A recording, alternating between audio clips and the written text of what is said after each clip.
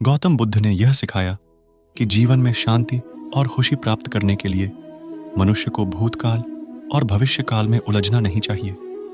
उनका मानना था कि मनुष्य को वर्तमान क्षण में जीना चाहिए और उसे यह समझना चाहिए कि जीवन अब है और यही समय है जब वह खुशी और शांति पा सकता है।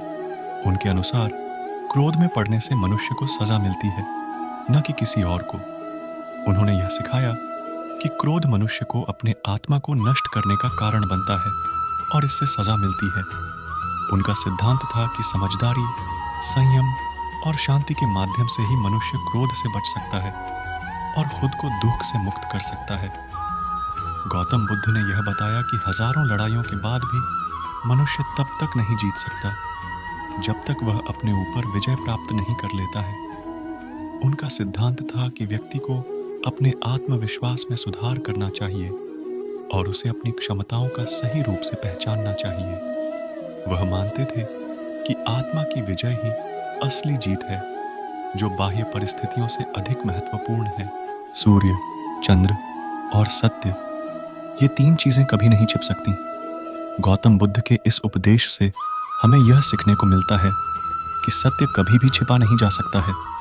जैसा कि सूर्य और चंद्रमा हमेशा चमकते रहते हैं और उनकी रोशनी को कोई नहीं छुपा सकता। सत्य का पालन करना हमें सच्चाई और प्रकाश की दिशा में रखता है और यह उदाहरण दिखाता है कि जिस तरह सूर्य और चंद्रमा की रोशनी अविरल है, वैसा ही सत्य का प्रभाव भी सब पर हमेशा प्रकाशित रहता है। मनुष्य को अपने लक्ष्य को प्राप्त करने से अधिक अपनी यात्रा पर ध्यान देना चाहिए। जैसे हजारों शब्दों से एक अच्छा शब्द जो शांति प्रदान करता हो।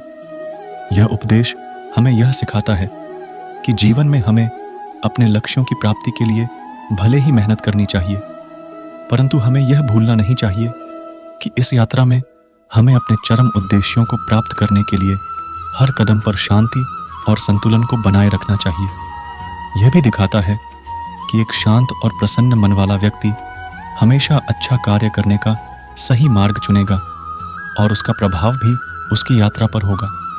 बुराई से बुराई खत्म नहीं होती, बुराई को प्रेम से ही खत्म किया जा सकता है। यह उपदेश हमें यह सिखाता है कि हमें अगर किसी बुरे प्रवृत्ति या गुणहीनता का सामना करना पड़ता है तो हमें उससे प्रेम और समझदारी के साथ निपटना चाहिए।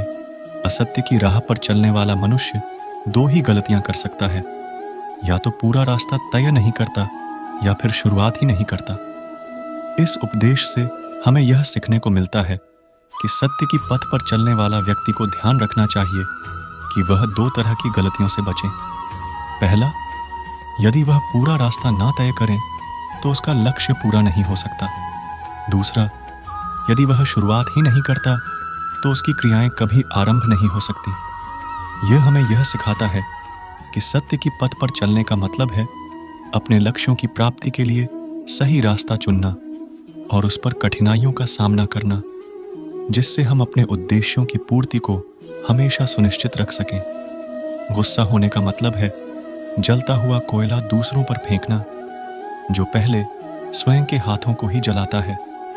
यह उपदेश हमें यह सिखाता है कि गुस्सा किसी के प्रति हिंसात्मक प्रतिक्रिया है, जो आगे बढ़कर उस व्यक्ति को ही नुकसान पहुंचाती है। गौतम बुद्ध ने बताया कि गुस्सा होना एक नकारात्मक भावना है, जिससे हमें और दूसरों को क्षति होती है।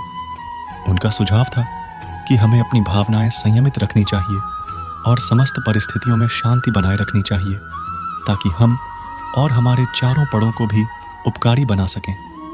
एक दीपक से हजारों दीपक जल सकते हैं, फिर भी दीपक की रोशनी कम नहीं होती। इसका मतलब है कि एक अच्छा कार्य करने से उसकी महत्ता और प्रभाव बढ़ता है और इससे दूसरों को प्रेरित करने का संभावना होता है। यह भी दिखाता है कि किसी के अच्छे कार्यों से उसकी अहमियत बढ़ती है, जैसा कि दीपक की रोशनी हमेशा प्रकाशित रहती है। इस विचार से यह सीखने को मिलता है कि किसी के सकारात्मक कार्यों से उनकी महत्ता कम नहीं हो सकती, चाहे उनसे कितनी भी दूरी क्यों ना हो। जीवन में खुशियां बांटने से बढ़ती हैं, इसलिए मनुष्य को हमेशा खुश रहना चाहिए और दूसरों को भी खुशियां देनी चाहिए।